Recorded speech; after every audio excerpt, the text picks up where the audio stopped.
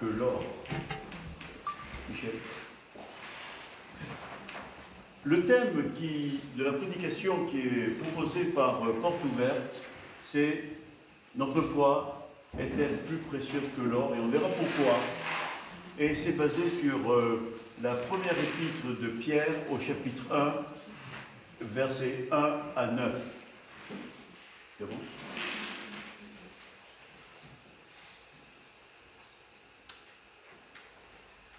Le texte commence par « de la part de Pierre, apôtre de Jésus-Christ ».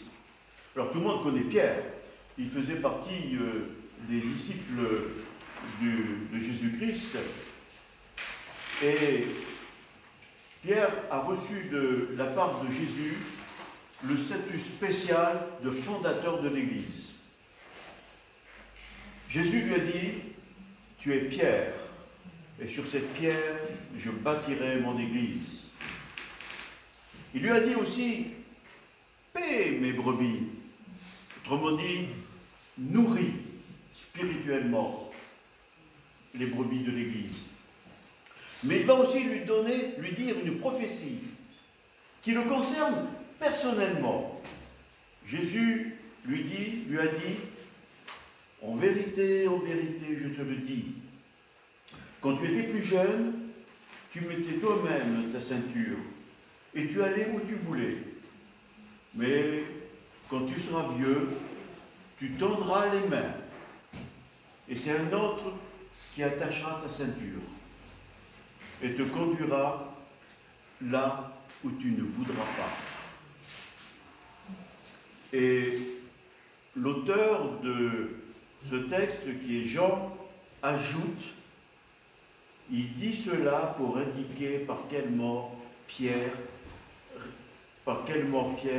révélerait la gloire de Dieu. Donc Pierre a su très tôt qu'une mort pénible l'attendait. Et Jésus lui dit aussitôt, « Suis-moi ». Nous pourrions dire que Jésus lui demande « Suis-moi, quel que soit le prix ». Même si tu sais que tu vas mourir d'une manière difficile, suis-moi. Et effectivement, selon la tradition chrétienne, l'apôtre Pierre est mort crucifié, la tête à l'envers.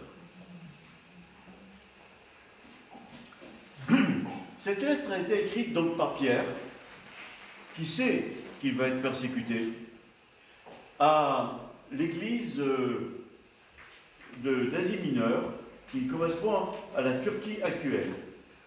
Et cette région a été plusieurs fois l'objet de persécutions.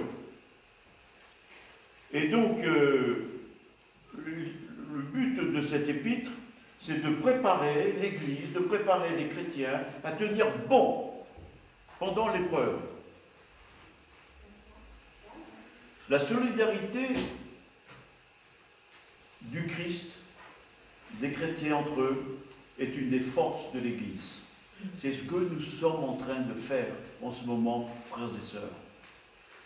Nous voulons être solidaires avec ceux qui souffrent parce qu'ils proclament le nom du Seigneur et qu'ils ne veulent pas renier Jésus-Christ.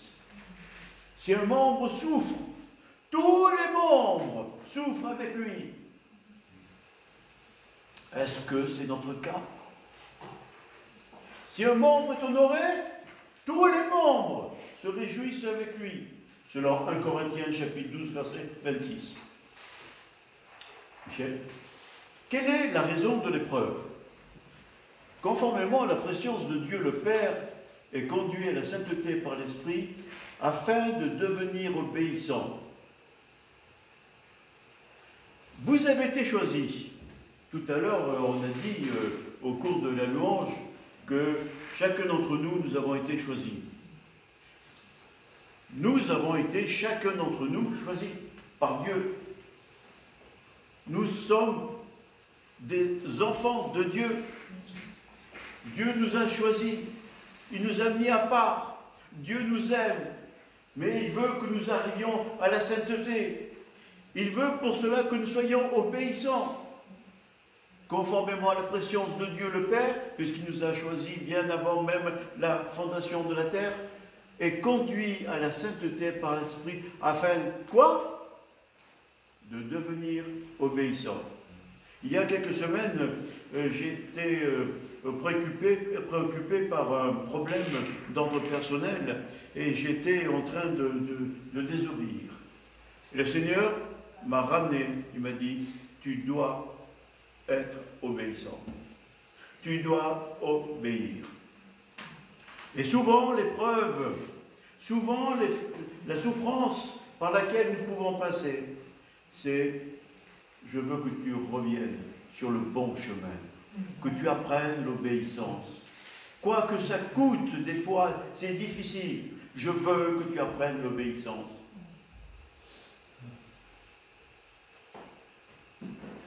Et d'être purifié par le sang de Jésus-Christ.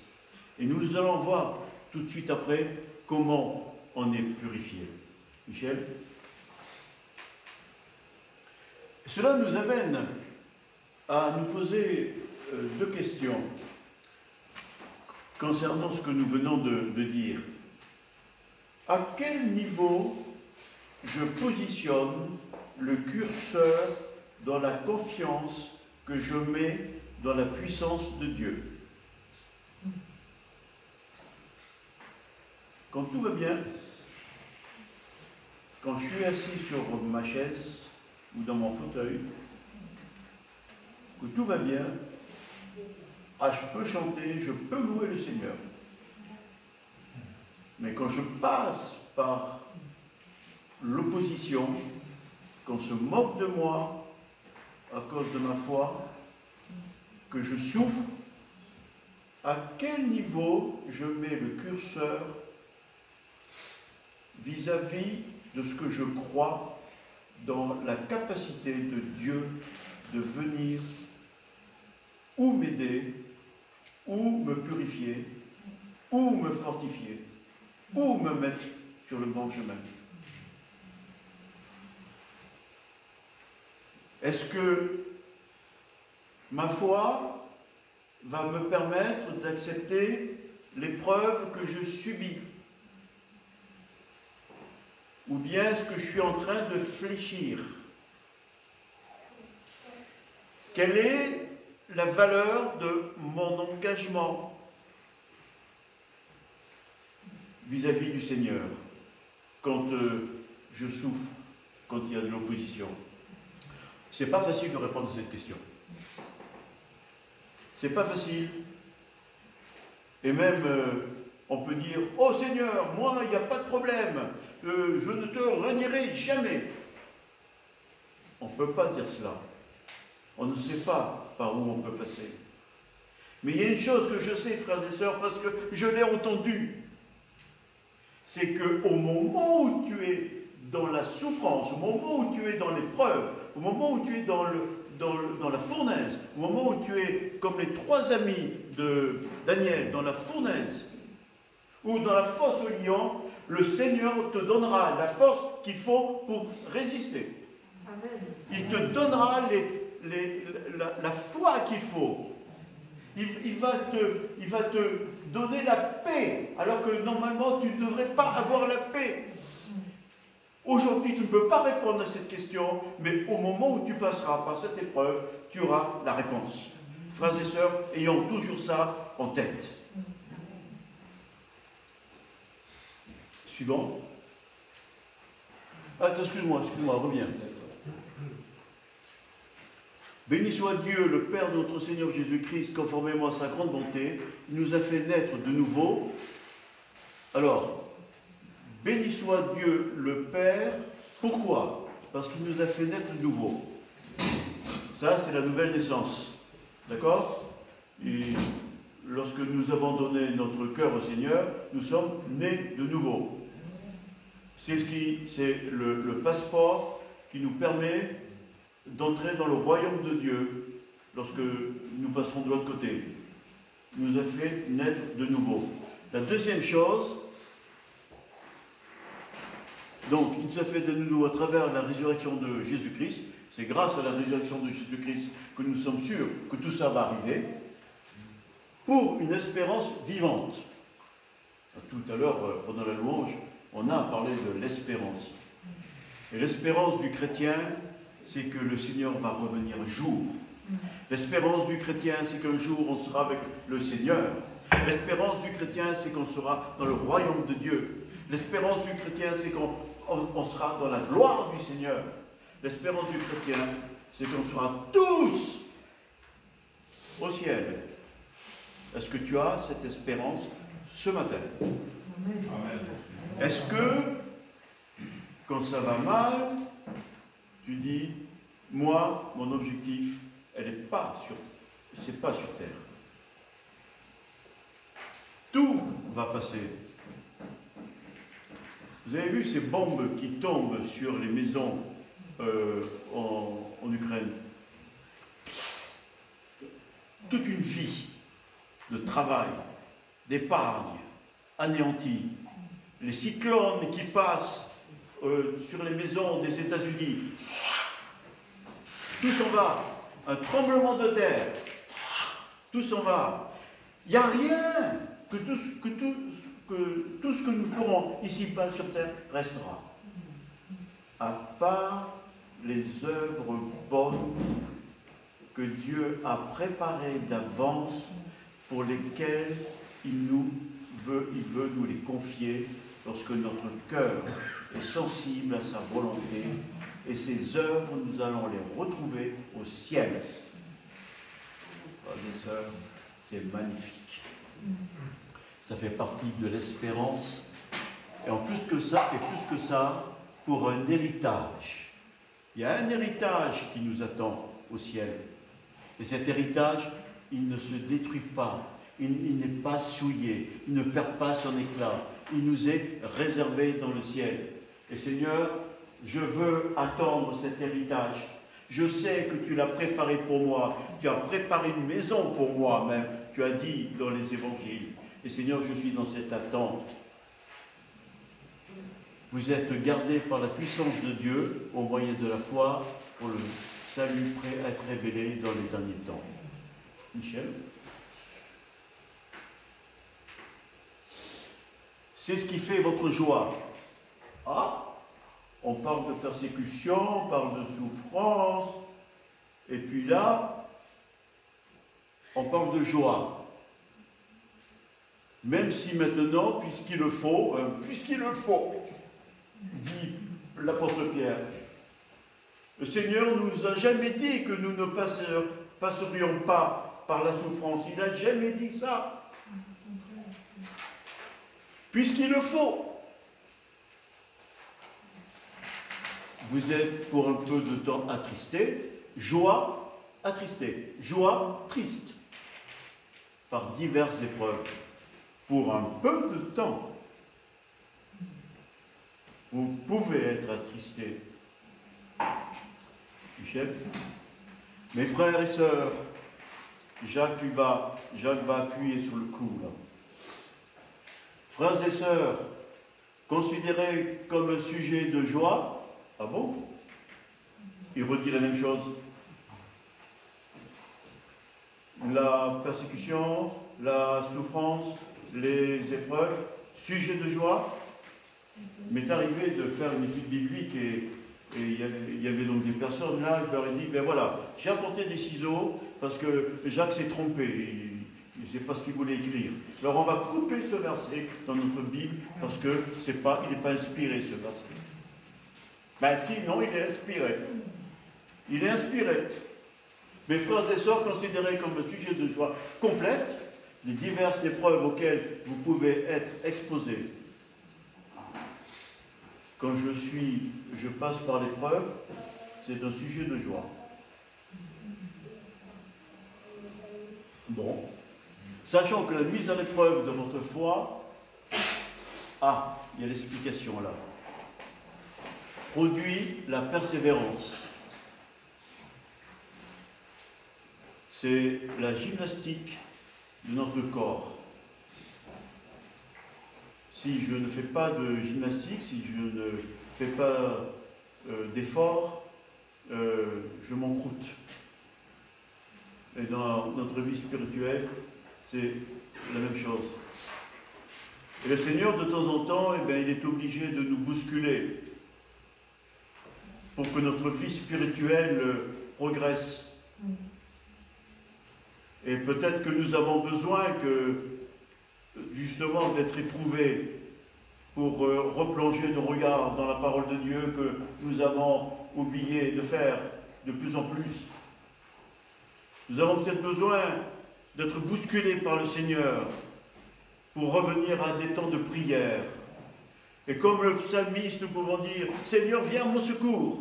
Ah, j'étais en train de m'encrouter. Le Seigneur, maintenant, est en train de me pousser pour que je puisse persévérer, pour que je puisse devenir fort. Il faut que la persévérance accomplisse parfaitement sa tâche. La persévérance doit accomplir parfaitement sa tâche afin que vous soyez parfaitement qualifiés. Sans défaut et qu'il ne vous manque de rien. Michel? On revient à 1 Pierre. Ainsi, la valeur éprouvée de votre foi. Alors, quand on récupère les pépites d'or dans la terre, dans ces pépites d'or, il y a des impuretés. Et pour en faire un lingot d'or, eh bien, il faut commencer par enlever les impuretés.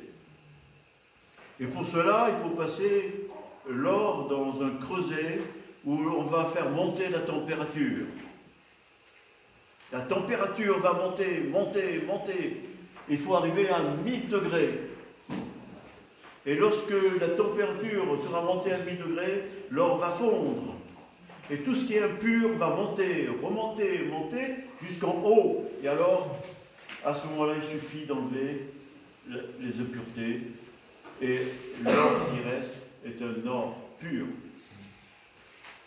La valeur éprouvée de votre foi, beaucoup plus précieuse que l'or, beaucoup plus précieuse que l'or. C'est pour ça que le thème, c'est foi éprouvée par le feu. Parce que par le feu, lorsque nous passons par le feu, le Seigneur nous dit, il y a ça qui ne va pas. Le Seigneur nous dit, abandonne ça. Le Seigneur nous dit, règle ça. Et alors là, notre foi est éprouvée. Et nous avons une foi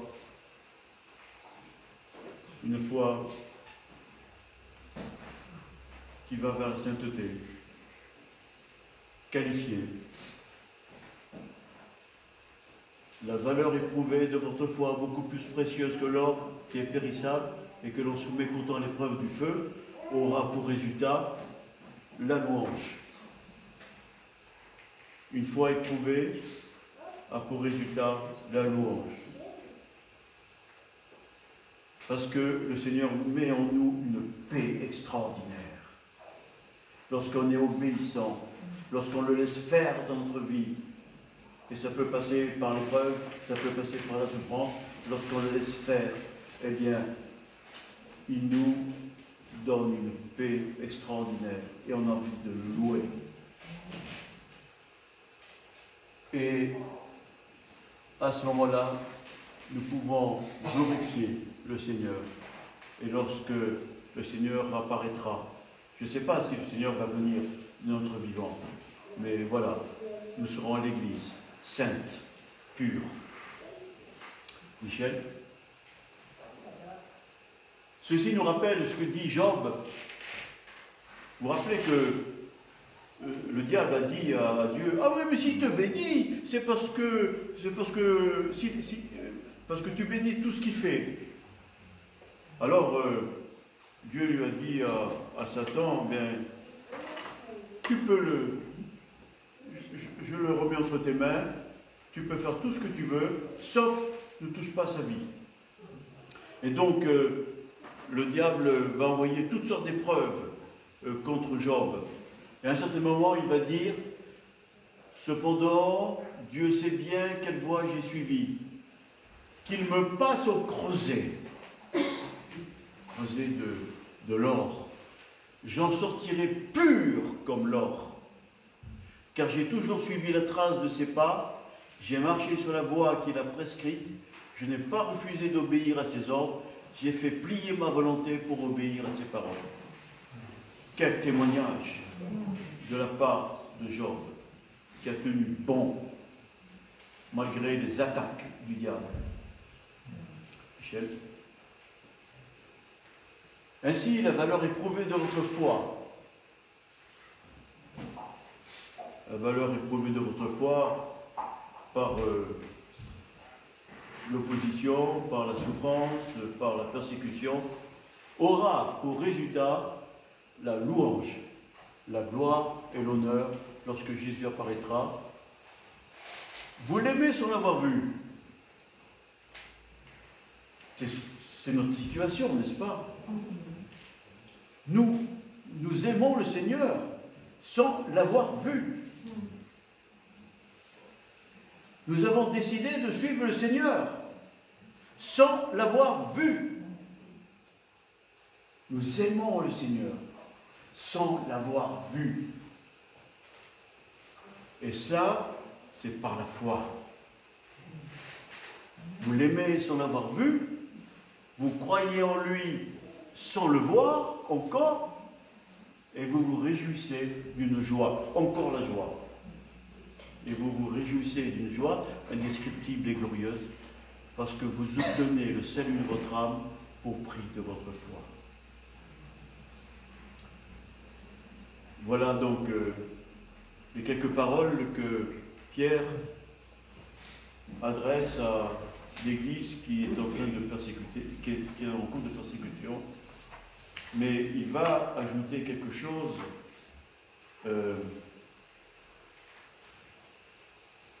à la fin, au chapitre 4, qu'on n'affiche pas, il dira, bien-aimés, Église d'Afghanistan, bien-aimés, chrétiens dans un pays musulman, bien-aimés, Église de la rue Gauthier,